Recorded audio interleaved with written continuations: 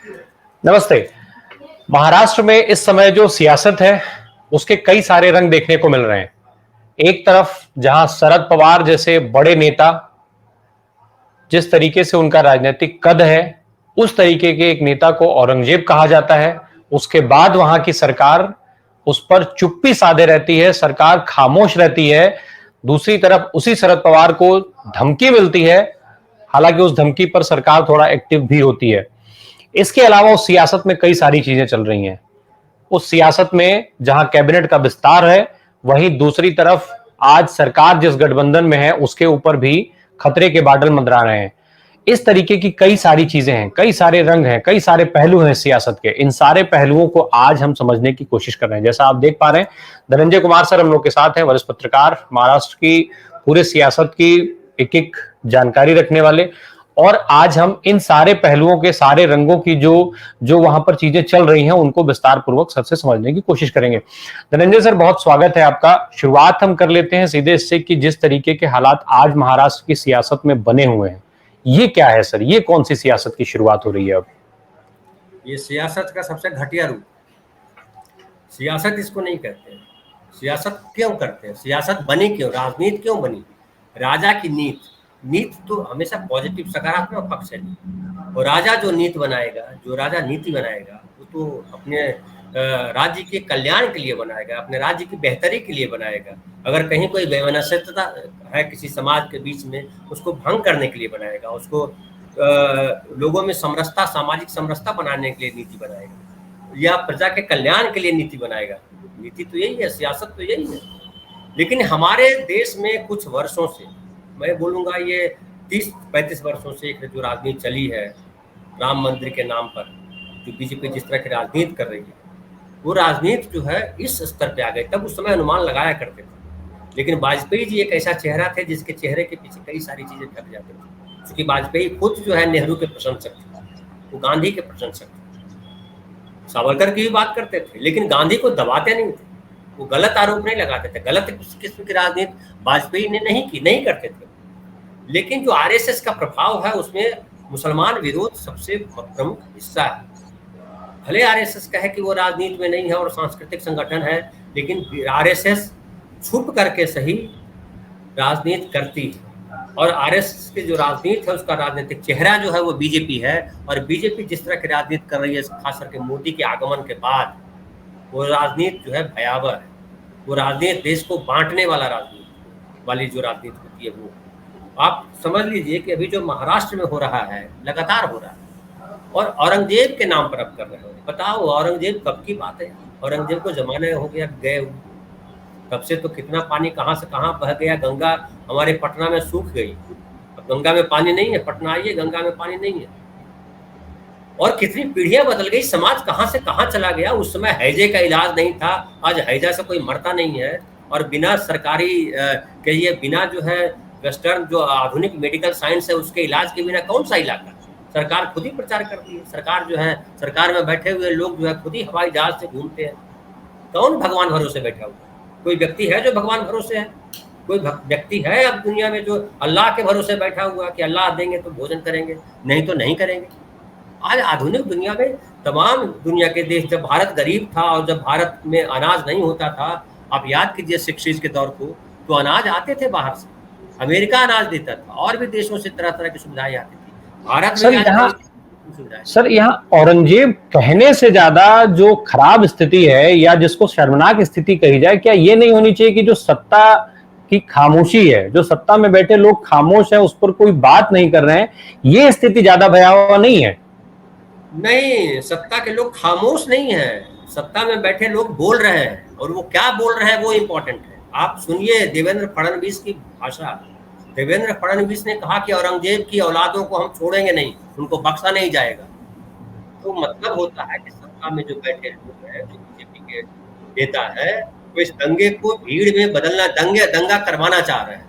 और ये देखिए शुरुआत कैसे हुई कि कुछ लड़कों ने, कहा जा रहा है कुछ लड़कों ने अपने स्टेटस पे, 18-19 साल के लड़के हैं, उन लोगों ने स्टेटस में औरंगजेब का और टीपू सुल्तान या पता नहीं किस का फोटो लगा दिया। उसके बाद सकल हिंदू समाज एक संगठन है महाराष्ट्र, उसने एकदम लोगों को जमा किया कि ये तो हिंदू धर्म पे हमला है वगैरह वगैरह। फिर ऐसी भी घटनाएं हुई जिसमें जो है शिव मंदिर में चादर चढ़ाने की कोशिश की गई, फिर जो दो धर्मों के बीच जो झगड़े होते हैं उसमें दोनों धर्म की भीड़ आमने सामने आ गई।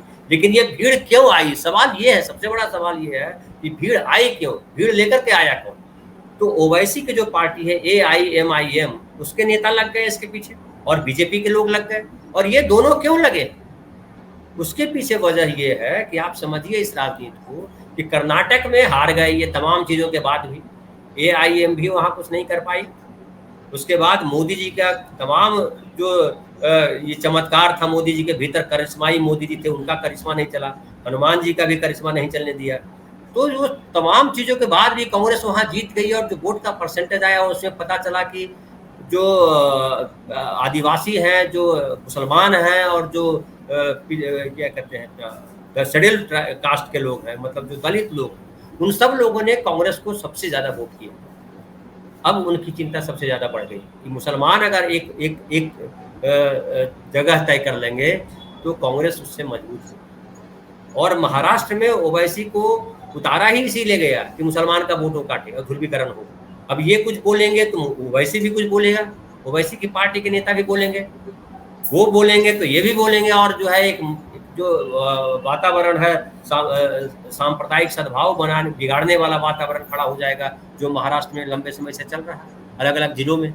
अब नया देखिए कोल्हापुर जिला को जिस तरह से घेरा गया है, अब कोल्हापुर जिला को समझिए आप, कोल्हापुर में हिंदू मुसलमान आज से नहीं जमाने से रह रहे हैं। और शिवाजी औरंगजेब की लड़ाई भी जो थी वो हिंदू मुसलमान की लड़ाई नहीं थी, ये समझना बहुत जरूरी। वो दो राजा की लड़ाई थी। जो ये थे शिवाजी थे, उनको अपने राज्य की रक्षा करनी थी। औरंगजेब चाह रहा था कि पूरे भारतवर्ष पे मुगलों का शासन हो जाए। तो औरंगजेब के जो सेना का जो ये था उसमें हिंदू लोग थे, जो शिवाजी की सेना के जो कमान संभालने वाले लोग थे उसमें मुस्लिम भी थे। तो ये हिंदू मुसलमान का झगड़ा नहीं था, उसको ये हिंदू मुसलमान का झगड़ा बना रहे हैं। और शिवाजी ने कहीं मुसलमानों का विरोध नहीं किया, उनका विरोध औरंगजेब से था। औरंगजेब ने विरोध किया, शिवाजी का विरोध किया, उसका हिंदुओं से विरोध नहीं था। ये जो कहानियां नई नई गढ़ी जाती हैं, ढेर सारे आप इतिहास में पढ़िएगा तो बहुत सारे मंदिरों को दान दिया औरंगजेब ने, बहुत सारी चीजें की उसने भी। लेकिन यहाँ पे चलिए वो पुरानी बात है, गड़े मुर्दे उखाड़ने का मतलब क्या है, इससे किसका लाभ होने वाला? तो ये जो उखाड़ रहे हैं वो हिंदू मुस्लिम जो समरसता है उसको खत्म करना चाहते हैं। और कोल्हापुर शाहू महाराज का इलाका है। शाहू महाराज हमारे भारतीय इतिहास में बहुत चमकता हुआ पन्ना है, चमकता हुआ अध्याय है। शाहू महाराज वो व्यक्ति है जिन्होंने सामाजिक न्याय की नींव रखी, जिन्होंने ब्राह्मणवाद के खिलाफ विरोध किया। आप समझ लीजिए जो इलाका है वो पुणे प्रभावित इलाका है, पुणे इलाके पश्चिम महाराष्ट्र में आता है। और वहाँ जो है जो पुणे के जो ब्राह्मण है, चित्पामर ब्राह्मण जिसको कहते हैं, पेशवा जो कहते हैं, उनका बड़ा वर्चस्व रहा। और उन्होंने ही अम्बेडकर को पढ़ने के लिए भेजा। अम्बेडकर जो है, डॉक्टर अम्बेडकर बने वो शाहू महाराज की वजह से बने। और अम्बेडकर को बहुत महत्वपूर्ण भूमिका दी अपने राज संचालन में। इसकी वजह से ब्राह्मण नाराज हुए, सवर्ण नाराज हुए, लेकिन शाहू महाराज ने किसी की परवाह नहीं की और बहुजनों के लिए बड़ा काम किया। फिर पुणे के पास का इलाका देखिए कि आप याद कीजिए उनको, ज्योतिबा फुले और सावित्रीबाई फुले को। जब ज्योतिबा फुले और सावित्रीबाई फुले ने ये बीड़ा लिया कि हम जो है दलितों की शिक्षा के लिए काम करेंगे और स्त्री शिक्षा पे काम करेंगे, तो उनके पिताजी ने भी उनको बाहर कर दिया कि तुम दलितों के लिए काम करोगे, अछूतों के बीच काम करने जाओगे, क्योंकि माली समाज के थे ज्योतिबा फुले। तो उस्मान शेख नाम का एक जो व्यक्ति थे, उन्होंने कहा कि आप हमारे घर में रहिए और हमारे यहाँ स्कूल शुरू कीजिए। और पहला स्कूल जो पुणे में शुरू किया गया वो उस्मान शेख के घर पर शुरू किया। और फातिमा शेख जो उस्मान शेख की बहन थी, वो ज्योतिबा फुले और सावित्रीबाई फुले के साथ मिलकर के काम किया उन्होंने। तो हिंदू मुसलमान एकता का ये वहां अर्थ है। जी सर, इतिहास की जो समृद्धता है या इतिहास की जो बातचीत है, देखिए जो आज सत्ता है उसको इतिहास से लेना देना नहीं है। वो क्लियर कर चुकी है कि इतिहास के बहुत सारे जो चैप्टर हैं इसीलिए हटाए जा रहे हैं कि भाई इतिहास ये सब बेकार की चीजें, इसको पढ़ना उड़ना छोड़िए।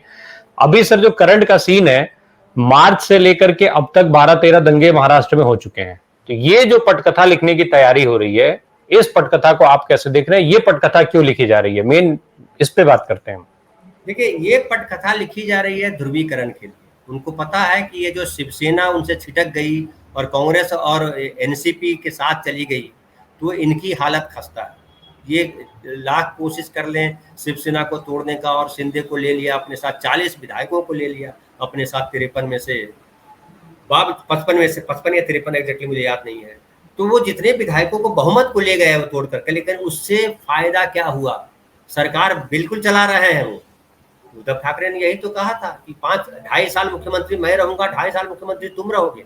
आज स्थिति क्या हुई? 2.5 साल उद्धव मुख्यमंत्री रहे, और अभी जो मुख्यमंत्री जिनको बनाया है शिंदे, वो तो शिवसेना के ही है। फिर बीजेपी को क्या मिला? तो बीजेपी को ये पता है कि इस पूरी लड़ाई में कुछ नहीं मिला, उसको नुकसान हुआ। अब वो सोच रहे हैं कि इस नुकसान की भरपाई कैसे करें। तो वो हिंदू मुसलमान दंगा कराना चाहते हैं। वो चाहते हैं कि हिंदुओं का एकमात्र हितैषी जो है वो वही दिखाई पड़े, कि बीजेपी से बड़ा हिंदू का हितैषी नहीं है, और अगर बीजेपी नहीं होगी तो हिंदू खत्म हो जाएंगे महाराष्ट्र से, ये आप कह रहे हैं। लेकिन हिंदू जो है केवल बीजेपी के साथ नहीं है, हिंदू कांग्रेस के भी साथ है, हिंदू एनसीपी के साथ है, और हिंदू शिवसेना के भी साथ है। अब जब शिवसेना इधर आती है तो क्या हुआ है, इनके हिंदू वोटों का बंटवारा हो गया है। जो बीड़ा था कि हिंदू हृदय सम्राट हम ही हैं, मोदी जी या और जो आरएसएस है, लेकिन हिंदू हृदय सम्राट तो कहा गया पहला बाला साहब ठाकरे को। अब उसको लग रहा है कि अगर वो उधर चले जाएंगे तो हिंदू वोट बढ़ जाएगा। लेकिन एक बात समझिए, और बड़ी बारीक बात है ये राम प्रकाश जी, जब शिवसेना और बीजेपी की बात करते हैं तो दोनों के हिंदू हित अलग अलग हैं, समझिए इस बात को। जब आरएसएस और बीजेपी हिंदू हित की बात करते हैं तो उसमें जो है वो टीका और चुटिया बड़ा इंपॉर्टेंट हो जाता है। वो सवर्णवादी राजनीति करते हैं। आप गौर कीजिए इस पूरे पहलू को। उत्तर प्रदेश में भी आप देखिए, स्टूल मंत्री बना देते हैं वोट लेने के लिए जरूर उनको, लेकिन जो सत्ता में रहते हैं, जो सत्ता संचालन में महत्वपूर्ण भूमिका निभा रहे हैं, वो सारे सवर्णवादी हैं। तो लेकिन जो शिवसेना के लोग हैं, शिवसेना के वोटर बेसिकली हैं कौन, इसको अगर समझिए आप, तो शिवसेना के वोटर जो है वो लोअर मिडिल क्लास गरीब मराठी है। वो सवर्ण मराठी नहीं है शिवसेना का वोटर, वो गरीब मराठी। तो गरीब मराठी जो है वो बहुजन समाज का है, वो पिछड़े समाज से आता है, वो दलित समाज से आता है। तो वो जो वोटर है वो शिवसेना के साथ आज भी इसलिए खड़ा है। वो जानता है कि जो है जब घोड़े पे चढ़ने की बात आएगी तो हमको लात मार के निकालेंगे। वो जानता है कि जब ये मंदिर की बात आएगी तो हमको पीछे कर देंगे। वो जानता है कि नौकरियों में हमको ये आरक्षण के विरोधी है, नौकरियों में हमारा साथ ये नहीं देंगे। तो ये तमाम चीजें जो है, और महाराष्ट्र अलग है उत्तर प्रदेश से इसलिए कि महाराष्ट्र में सामाजिक सुधार के बहुत सारे कार्यक्रम हुए, ढेर सारे सुधारक हुए। लेकिन उत्तर प्रदेश की स्थिति देखिए अलग है कि वहाँ का पिछड़ा वर्ग, वहाँ का दलित जो है बीजेपी के साथ गलमैया कर लेता है, ये जानते हुए भी कि ये जो है सवर्णवादी है, ये जानते हुए कि ये जो है घोड़े पे चढ़ने या इन चीज़ों का विरोध करते हैं, ये जानते हुए कि जो है हमको मुख्यमंत्री नहीं बनाने वाले हैं या आरक्षण के विरोधी हैं, वो बीजेपी के साथ खड़ा हो जाता है हिंदू के नाम पर। वो इसलिए खड़ा हो जाता है कि उसके अंदर वो अवेयरनेस आया नहीं है। लेकिन महाराष्ट्र का हिंदू जो है अवेयर हिंदू, वो जानता है कि हिंदू मुसलमान के बीच कैसे समरसता बनाई रखी जाए। जी जी सर, एक खबर कैबिनेट विस्तार को लेकर के चल रही है। बात ये हो रही है कि जो वहां पे अभी सरकार जो चल रही है, अभी तक फिलहाल तो चल ही रही, जब तक हम लोग बात कर रहे हैं, बाद में तो पता नहीं, उसमें कैबिनेट विस्तार की खबर आ रही, कैबिनेट विस्तार हो रहा है। उसमें सबसे महत्वपूर्ण चीज ये जो संजय राउत आरोप लगा रहे हैं कि अमित शाह के इशारे पर यह कैबिनेट विस्तार हो रहा है, और जो अभी की शिवसेना, जिसको एकनाथ शिंदे वाली शिवसेना है, उसमें से 4 मंत्रियों को बाहर करने की बात हो रही है। तो सर ये विस्तार है कि छटनी, क्या है सर इसकी हकीकत? देखिए, जो संजय राउत कह रहे हैं वो अपनी जगह सही कह रहे हैं, क्योंकि वो राजनीतिक पार्टी के व्यक्ति हैं। लेकिन अगर कोई विस्तार कर रहा है या छटनी कर रहा है, दोनों कर रहा है, तो वो उसका विशेषाधिकार है। और वो चाहे अमित शाह जी के कहने पे करे, चाहे शिंदे अपने मन से करे या दबाव में करे। लेकिन मैं इसको देख पा रहा हूं कि ये जो है जो हो रहा है वो दबाव में हो रहा है। अब तक मंत्रिमंडल छोटा इसलिए रखा गया था कि ये लग रहा था कि पता नहीं सुप्रीम कोर्ट से क्या वर्डिक्ट आएगा और सरकार के सामने किस तरह की स्थिति आएगी। अब ये स्थिति जो है बदल गई। सुप्रीम कोर्ट को जो कहना था कह दिया, और ये दिख रहा है कि अब ये सरकार जो है आने वाले चुनाव तक, जो 2025 में चुनाव होंगे या जो 2024 के चुनाव होंगे लोकसभा के, उसके बाद ही कुछ होना है। 2024 तक तो कुछ होना नहीं। तो 2024 तक के लिए तो सरकार ये है, मान के चले इसको। अब आगे टिकट बंटवारे में क्या झगड़ा होता है और आगे क्या झगड़ा होता है वो आगे की बात है। तो इसके लिए अब जो इंतजार कर रहे थे लोग, क्योंकि जो जो टूट करके आए थे, आज की तारीख में कौन है जो मंत्री नहीं बनना चाहता? हर कोई मंत्री बनना चाहता है। जितने विधायक हैं सबको मंत्री बना दीजिए, तो इससे अच्छी कोई बात ही नहीं हो सकती। हर कोई, अच्छा आज राजनीति समाज सेवा का विषय तो है नहीं। राजनीति का मतलब होता है कि हम पैसे कमाएंगे, हमारे पास पावर आएगा। आज राजनीति इसीलिए करते हैं। तो पैसे कमाने और पावर में रहने की लालसा किसको नहीं है? कौन विधायक नहीं चाहेगा ऐसा? अब उसमें वो देखा जाएगा कि किस विधायक को क्या दिया जाए, सबके साथ निगोशिएशन होगा, जो ताकतवर थोड़ा बेहतर होगा उसको मंत्री बनाया जाएगा, जो कमजोर रहे नहीं अपने इलाके में ठीक है उनको हटाया जाएगा। एक तो ये कोशिश की जाएगी, चूंकि अब लोगों को संतुष्ट किया जाएगा कि भाई यहाँ अब मिल गया, स्थायीपन लाया जाएगा सरकार में। एक दूसरी बात ये है राम प्रकाश जी कि बीजेपी इस बात को जानती है कि ये जो शिंदे नाम का जो व्यक्ति हमारे साथ आया, उनके साथ जो लोग आए हैं, वो असली शिवसेना नहीं है। ठीक है, उसको आपने धनुष बाण तिकड़म करके दिलवा दिया चुनाव आयोग से, लेकिन वो रियल शिवसेना नहीं है जो शिंदे की पार्टी है, शिंदे का गुट है। रियल शिवसेना वही है जो उद्धव ठाकरे के साथ खड़ी है। तो उसको मालूम है कि इसको अगर सीटें देंगे तो जीतने वाला नहीं है, इसके भरोसे छोड़ेंगे तो इसके पास तंत्र नहीं है। देखिए, कोई भी पार्टी चलती है, पार्टी चलाने के लिए जरूरी है कि आप जो है आपके कुछ विचार हो, कुछ राज्य स्तर के विचार हो, कुछ देश स्तर के विचार हो। अगर विदेश पे रीजनल पार्टी है, विदेश स्तर पे नहीं भी सोच पाते हैं तो कम से कम स्टेट लेवल पे और राज्य देश के स्तर पे तो आपके पास विचार होने चाहिए। अब बताइए शिंदे के पास क्या है? उसके पास तो अपना संविधान भी अभी नहीं बना होगा, अभी तो उस प्रोसेस में चल रहा होगा। तो वो क्या बनाएंगे? वो कहते हैं हम हिंदुत्ववादी पार्टी हैं, बाला साहब ठाकरे के विचारों को लेकर के चलने, यही बनाएंगे ना, वो तो यही कह रहे हैं। तो बाला साहब ठाकरे का विचार तो ये था कि बाला साहब ठाकरे ने कहा था अपनी दशहरा रैली में कि अब जो है मैं तुमको अपना बेटा सौंप रहा हूँ, हमने इतने साल तुम्हारी रक्षा की, तुम्हारी देखभाल की, तुम्हारे लिए लड़ाई लड़ी, अब मेरा बेटा तुम्हारे हवाले है, तुम इसकी रक्षा करना। तो क्या जो शिव सैनिक है वो शिंदे के साथ खड़े होंगे? क्या शिंदे उद्धव ठाकरे की रक्षा कर पाए?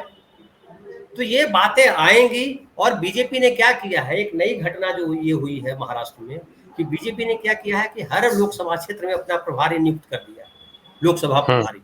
अब इससे इन लोगों को बड़ी दिक्कत हो रही है कि भैया हमसे तो बैठे नहीं, तो हमारी सीटों का क्या होगा?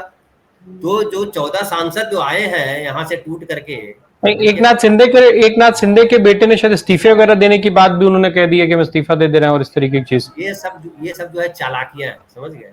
ये किस अगर देना है तो मुख्यमंत्री नेता कौन है पार्टी का? बेटा नेता है या बाप नेता है? श्रीकांत शिंदे नेता नहीं है ना, जो टूटे हुए जो शिवसेना है उसका नेता, उनको इस्तीफा देना चाहिए कि हम सरकार छोड़ रहे हैं। ये सब जो है न्यूज बनाने के लिए है, और सच्चाई ये है कि ये निगोशिएशन चल रहा है। इनको लग रहा है कि हम, लेकिन अब देखिए इनके ज्यादातर विधायक जो है जो आए हैं इनके साथ, वो हारने वाले हैं। उनकी जमीन पे स्थिति बड़ी खराब है। इनके लोकसभा के सदस्य जो है उनकी स्थिति खराब है, और खुद बीजेपी की स्थिति खराब है। बीजेपी क्या मदद करेगी उनकी? अभी जो सकाल अखबार यहाँ का बड़ा चर्चित अखबार है, उसने जो सर्वे किया उसमें क्या रिजल्ट दिया? उसे बीजेपी के लिए बड़ी टेंशन वाली रिपोर्ट, और इसलिए परेशान है बीजेपी। इसलिए अब देखिए राष्ट्रीय राजनीति में भी कई सारे बदलाव करने की बात की जा रही है। नड्डा साहब पे उंगली उठाई जा रही है ना, और इन पे भी बड़ा ये है। अब ये बताइए कि बीजेपी में महाराष्ट्र में बड़ा ताकतवर नेता माना गया गोपीनाथ मुंडे और प्रमोद महाजन, अगर वहां से हम आते हैं। अब जोड़ी चलती थी यहाँ, एक सवर्ण और एक जो है बहुजन समाज का। अभी जो चल रहा है वो ब्राह्मणवाद चल रहा है, फडणवीस चल रहे हैं और बाकी गुजराती पार्टी चल रही है। तो यहाँ की जनता अवेयर जनता, तो ये सारी चीजें कवायद सारी इसलिए कर रहे हैं कि किसी तरह जो स्थिति खराब हुई है उसको कैसे डैमेज कंट्रोल किया जाए। लेकिन मुझे लग रहा है राम प्रकाश जी कि डैमेज आसान नहीं है, और महाराष्ट्र में इनकी हालत बड़ी खराब है। जी, चलते चलते सर अंतिम सवाल एक संक्षेप में, क्योंकि आप बिहार की धरती से हैं और बिहार में एक बड़ा कार्यक्रम तय हुआ है 23 जून को। तो इस 23 जून का जो कार्यक्रम है, एक तो इसमें तमाम विपक्षी दल जो वहां पर सब पहुंच रहे हैं, और ये माना जा रहा है कि आने वाले चुनाव, लोकसभा चुनाव के लिए वहां पर तमाम सारे समीकरण और एजेंडे तय कर लिए जाएंगे। क्या सर इसके बारे में क्या जानकारी है? बिल्कुल सही है। और देखिए मैं इसको इस तरह से देखता हूँ कि जो पटना में लोग जमा हो रहे हैं वो, उसमें सबसे महत्वपूर्ण जो धड़ा है वो समाजवादी धड़ा है, जो लोहियावादी नीति का व्यक्ति, जो पार्टियां हैं जो लोहिया को अपना आदर्श मानती रही, वो पार्टियां इंपॉर्टेंट है। वो चाहे नीतीश कुमार की पार्टी हो या आरजेडी हो या समाजवादी पार्टी हो, या हरियाणा से जो आएंगे वो तमाम जो है वही लोग जो समाजवादी आंदोलन से निकले हुए नेता। अब समाजवादी पार्टी या समाजवादी पार्टी मतलब समाजवादी पार्टी जो अखिलेश की है उसकी बात खाली नहीं कर रहा हूँ। समाजवादी पार्टी मतलब समाजवादी नेता जो जो पूरा धड़ा है, वो सारे जब बीजेपी के साथ जुड़े, या कहिए कि संघ को जब अपने साथ मिलाया, तब संघ मजबूत हुआ और जो है बीजेपी मजबूत हुई, वाजपेयी जी की सरकार बनी। बिना समाजवादियों की मदद के वाजपेयी जी की सरकार नहीं बन रही थी। आप याद कीजिए जॉर्ज फर्नांडिस कितने इंपॉर्टेंट रोल में थे उस समय, और नीतीश कुमार भी थे, शरद यादव भी थे, तमाम समाजवादी नेता इनके साथ थे। सोम शास्त्री जी थे, उत्तर प्रदेश के और भी कई नेता थे जो वाजपेयी जी के साथ खड़े थे। यशवंत सिन्हा भी थे, चंद्रशेखर जी की पार्टी के भी कई लोग थे, जो समाजवादी लोग थे वो सब इनके साथ वाजपेयी जी के साथ थे, और वो बड़ा गठबंधन बना और सरकार बनी, पहली बार सरकार बनी बीजेपी की, जिसको कहते हैं। अब जब मोदी जी जब जीत करके आ गए और इन्होंने खुद अपना सब संभाल लिया कि सब अब मैं अकेला काफी हूँ वाला जो भाव आ गया, तो देखिए सारे समाजवादी हट गए। नीतीश कुमार तो हटे, बाकी तो आरजेडी नहीं थी, कभी नहीं थी साथ में, वाजपेयी जी के साथ भी आरजेडी नहीं थी, मुलायम सिंह भी साथ में नहीं थे, लेकिन जॉर्ज फर्नांडिस की वजह से समाजवादी का धड़ा मजबूत धड़ा था, क्योंकि जॉर्ज फर्नांडिस उस समाजवादी आंदोलन के सबसे ताकतवर व्यक्ति थे उस समय। अभी नीतीश कुमार सबसे ताकतवर व्यक्ति, नीतीश कुमार से पुराना समाजवादी अभी कोई नहीं है। तो वो नीतीश कुमार जब लीड कर रहे हैं समाजवादी धड़े को, और ये धड़ा जब कांग्रेस के साथ आके खड़ा हुआ है, तो तय मानिए एक मजबूत विकल्प जो है मोदी जी का दिया जाएगा। अब एक बात देखिए और इसमें कि लगातार लोग ये उछाल रहे हैं, गटर मीडिया के लोग उछाल रहे हैं कि जो है इसमें जो है कौन प्रधानमंत्री पद का उम्मीदवार होगा, कांग्रेस में कांग्रेस प्रधानमंत्री पद लेगी या विपक्ष को मिलेगा। ममता बनर्जी प्रधानमंत्री बनना चाहती हैं, अखिलेश यादव प्रधानमंत्री बनना चाहते हैं, केजरीवाल प्रधानमंत्री बनना चाहते हैं, नीतीश जी प्रधानमंत्री बनना चाहते हैं, और पता नहीं किस किस का नाम ले रहे हैं लोग, ये सब बरगलाने के लिए। और प्रधानमंत्री कौन बनेगा ये अभी थोड़े तय होना चाहिए। संविधान तो कहता है कि लोकसभा का जो गठन हो जाएगा और उसके जो जो सदस्य हैं सारे वो बैठ करके तय करेंगे हमारा नेता कौन होगा। संविधान तो यही, संविधान ये थोड़े कहता है कि पहले प्रधानमंत्री का इलेक्शन करवा लो। तो ये सब राह भटके हुए लोग हैं, और मुझे लगता है ये जो बैठ रहे हैं ये लोग अपना एजेंडा तय करेंगे कि बीजेपी को किस तरह से हटाया जाए, क्योंकि बीजेपी की ये जो सरकार है वो सरकार संविधान के पूरी तरह से खिलाफ है, इस देश की धर्मनिरपेक्षता के खिलाफ है, इस देश की सामाजिक समरसता के खिलाफ है। अब जो संसद भवन का जो उद्घाटन किया, जिस तरह से वो राजदंड लेकर के आए वहां से, जिस तरह से राजशाही और जिस तरह से राजा साहब ने पूजा कराई, हवन कराया और पंडों ने मिलकर के हवन किया, और फिर वो अंदर जाते हैं संसद भवन में और तालियां बजाई जाती है, वो क्या है? राजशाही है। भारत राजशाही नहीं, भारत लोकतंत्रवादी है, और लोकतंत्र में सबसे इम्पोर्टेंट जो है वो नागरिक होता है। हमारा संविधान का प्रियम्बल क्या कहता है? यही तो कहता है हम भारत के लोग। तो इस देश का हर नागरिक जो है वो मालिक है इस देश का। ये जन जन में ये विचार फैलाना जरूरी हो गया है कि इस देश का मालिक जो है वो आम नागरिक है, चाहे उसके पास भले खाने के लिए पैसा नहीं है, वो भले 5 किलो अनाज पे चल रहा है, लेकिन 5 किलो अनाज मोदी जी अपने घर से नहीं ला करके दे रहे हैं। 5 किलो अनाज जो है उस देश का है, और इस देश पे हर आदमी का हक है। बल्कि मैं तो कहूँ आगे चल करके कि ये जो देश जो हर नागरिक का हिस्सा है, वो कुछ लोगों ने हिस्सा हड़प लिया, वो चाहे मोदी जी हो या अडानी हो या और कोई पूंजीपति हो। पूंजीपतियों ने गरीब आदमी का, आम नागरिकों का हिस्सा हड़पा हुआ है, और वो हिस्सा जब तक संविधान दिलाता नहीं है, संविधान परिपूर्ण नहीं होगा, संविधान अपने मकसद में कामयाब नहीं होगा। तो ये जो है जरूरी है कि हम नागरिक जागें।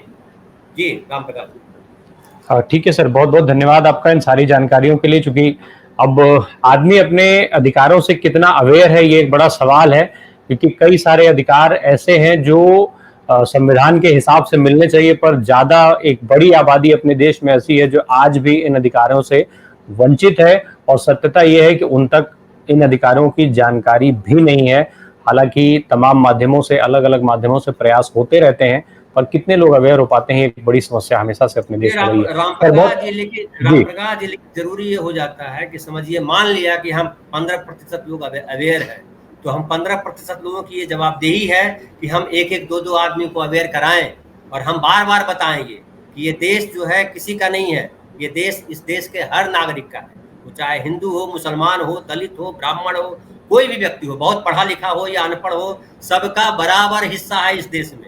सबको रहने का अधिकार है, कोई किसी पे एहसान नहीं कर रहा है, कोई किसी को भीख नहीं दे रहा है, कोई किसी की खैरात पे नहीं पल रहा है। हर आदमी अपने हिस्से का ले रहा है, मेहनत का वो अलग है, लेकिन उसका हिस्सा है इस देश में और वो हिस्सा लेगा। कोई खैरात नहीं बांट रहा है, इसलिए 5 किलो अनाज के झोले पे कोई अपना फोटो लगा देता है और कहता है कि मैं दे रहा हूँ, तो नागरिकों का फर्ज है कि वो उसका विरोध करे और कहे कि ये तुम नहीं दे रहे हो, बल्कि तुम जो जिस गद्दी पे बैठे हुए हो, जिस हवाई जहाज पे चल रहे हो, जो सुख भोग रहे हो, वो हमारे दम पर है।